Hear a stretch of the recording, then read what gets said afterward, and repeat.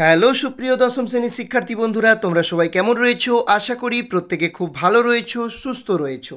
তোমাদের প্রত্যেককে তোমাদের প্রিয় চ্যানেল লাভ ফর নলেজের পক্ষ থেকে জানাচ্ছি সুস্বাগতম। তো সুপ্রিয় বন্ধুরা, আমি তোমাদের সঙ্গে শুভজিৎ স্যার। আজকে আলোচনা করব তোমাদের মাধ্যমিক হিস্ট্রি সাজেশান 2025 নিয়ে।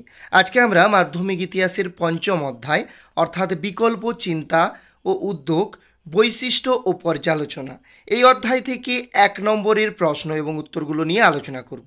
তো আজকে আমাদের পার্ট 3 ভিডিও। আমরা এর আগে এই পঞ্চম অধ্যায় থেকে পার্ট 1 এবং পার্ট 2 ভিডিও প্রোভাইড করেছি। সেখানে দুটো পার্ট মিলে 100টি প্রশ্ন তোমাদের সঙ্গে আলোচনা করেছি। তো তোমরা যদি সেই ভিডিওগুলো না দেখে থাকো, অবশ্যই আমাদের মাধ্যমিক ইতিহাস প্লেলিস্ট চেক করো, সেখান থেকে তোমরা পেয়ে যাবে।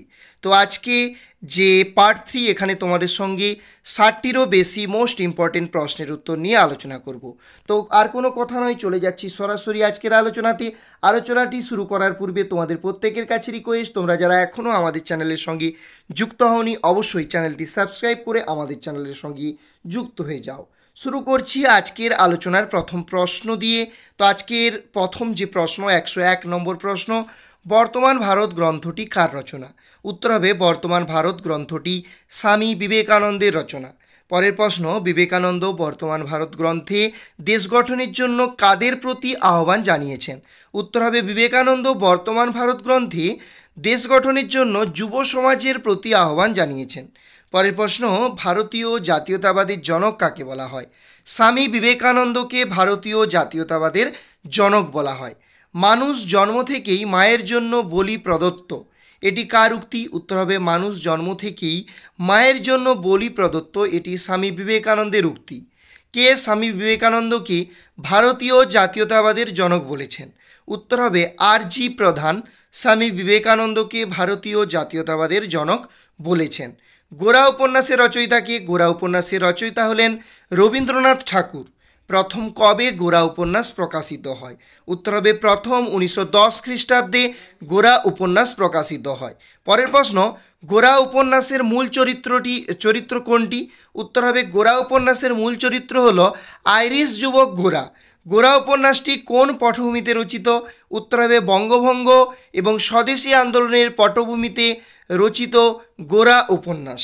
ওকে, গোরা উপন্যাসে কোন সামাজিক শ্রেণীর পরিচয় চিত্রিত হয়েছে? গোরা উপন্যাসে শিক্ষিত মধ্যবিত্ত বাঙালিদের পরিচয় চিত্রিত হয়েছে। কোন পটভূমিতে অবনীন্দ্রনাথ ভারতমাতা চিত্রটি আঁকেন? বঙ্গভঙ্গ ও স্বদেশী আন্দোলনের পটভূমিতে অবনীন্দ্রনাথ ভারতমাতা চিত্রটি আঁকেন। একজন ব্যঙ্গ চিত্রশিল্পীর নাম করো। একজন ব্যঙ্গ চিত্রশিল্পীর নাম হলো গগনেন্দ্রনাথ ঠাকুর। ইনি হচ্ছেন একজন ব্যঙ্গ চিত্রশিল্পী। চিত্রকলার ইতিহাসে আধুনিকতার পথিকৃৎ বলা হয় কাকে? উত্তর হবে চিত্রকলার ইতিহাসে আধুনিকতার পথিকৃৎ বলা হয় গগনেন্দ্রনাথ ঠাকুর। কি Indian Society of Oriental Art কে প্রতিষ্ঠা করেন? Indian Society of Oriental Art প্রতিষ্ঠা করেন গগনেন্দ্রনাথ ঠাকুর। বিখ্যাত ব্যঙ্গচিত্র গ্রন্থ রিফ্রম ফ্রি কার রচনা? বিখ্যাত ব্যঙ্গচিত্র গ্রন্থ রিফ্রম ফ্রি গগনেন্দ্রনাথ ঠাকুরের রচনা। গগনেন্দ্রনাথ ঠাকুরের ব্যঙ্গচিত্রগুলির উদ্দেশ্য কী ছিল? গগনেন্দ্রনাথ ঠাকুরের ব্যঙ্গচিত্রগুলির উদ্দেশ্য ছিল ঔপনিবেশিক শাসন সম্বন্ধে সমাজ চেতনা সৃষ্টি করা। সিপাহী বিদ্রোহ শুরু হয় পলাশির যুদ্ধের কত বছর পর? উত্তর হবে 100 বছর পরই। সিপাহী বিদ্রোহ কবিতাটি রচনা করেন কে? সুকান্ত ভট্টাচার্য। ব্যারাকপুর সেনা ছাউনিতে বিদ্রোহ করেন কে? মঙ্গল পাণ্ডে। মঙ্গল পাণ্ডের ফাঁসি হয় কবে? 1857 খ্রিস্টাব্দে। হিন্দুস্তানি সম্রাট বলে ঘোষিত হন কে? দ্বিতীয় বাহাদুর শাহ। বিদ্রোহে যোগ দেয়নি কোন রাজ্য? উত্তর হবে মহাবিদ্রোহে যোগ দেয়নি পাঞ্জাব। পরের প্রশ্ন, 1857 খ্রিস্টাব্দের ঘটনা কি?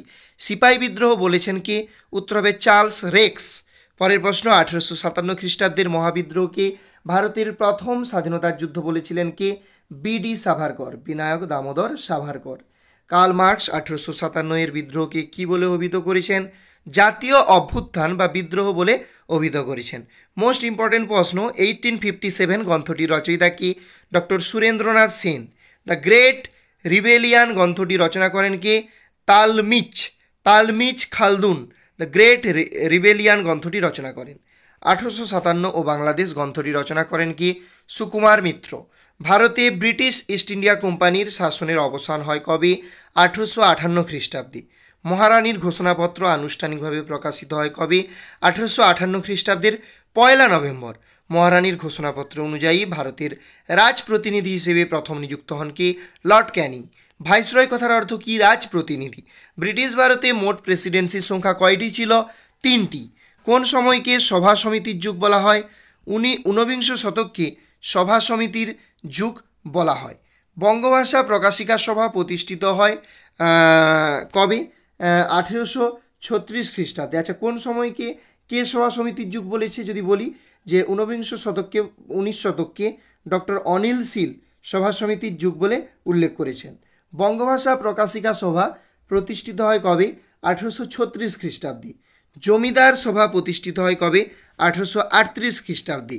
জমিদার সভার সভাপতি কে ছিলেন? উত্তর হবে Raja Radhakanta Deb. The Bengal British Indian society প্রতিষ্ঠিত হয় কবে? 1843 খ্রিস্টাব্দে।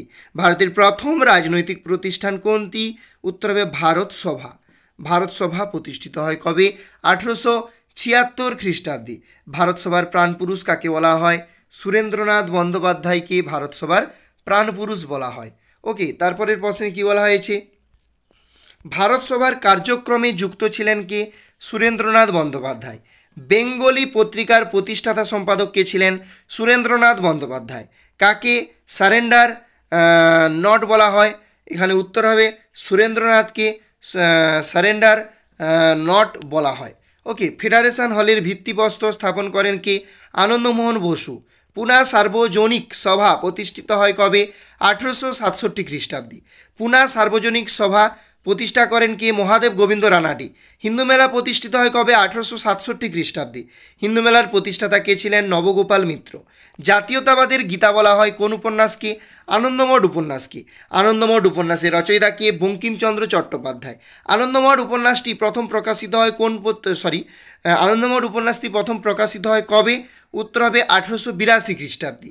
বন্দে মাতরম সঙ্গীতটি কোন উপন্যাসে আছে? আনন্দমঠ উপন্যাসে আছে। দেশকে মা বলে কল্পনা করা হয়েছে কোন উপন্যাসে? আনন্দমঠ উপন্যাসে। রুশোর সোশ্যাল কন্ট্রাক্ট এর সঙ্গে তুলনা করা হয়েছে কোন উপন্যাসকে? আনন্দমঠ উপন্যাসকে। বর্তমান ভারত প্রথম প্রকাশিত হয় কোন পত্রিকায়? উত্তর হবে উদ্বোধন পত্রিকায়। বর্তমান ভারত গ্রন্থের আকারে প্রকাশিত হয় কবে? 1905 খ্রিস্টাব্দে। গোরা উপন্যাসের রচয়িতা কে? রবীন্দ্রনাথ ঠাকুর। ভারতমাতা চিত্রটি আঁকেন কে? অবনীন্দ্রনাথ ঠাকুর। বঙ্গমাতা চিত্রের চিত্রকর কে? অবনীন্দ্রনাথ ঠাকুর। বঙ্গমাতা চিত্রটি অঙ্কিত হয় কবে? উত্তর হবে 1902 খ্রিস্টাব্দে। বিরূপ বজ্র ব্যঙ্গচিত্রের শিল্পী কে? উত্তর হবে গগনেন্দ্রনাথ ঠাকুর।